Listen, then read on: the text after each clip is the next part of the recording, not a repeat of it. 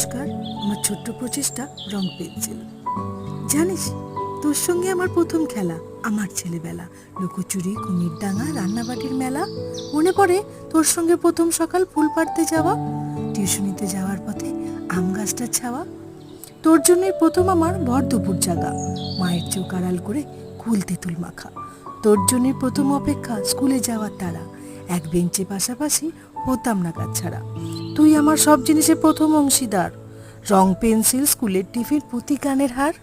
জানিস, তুই আমার প্রথম লেখা জ্যান্ত ডায়েরির পাতা, সুখ দুঃখ প্রেমের ব্যথায় খোলা একটা খাতা।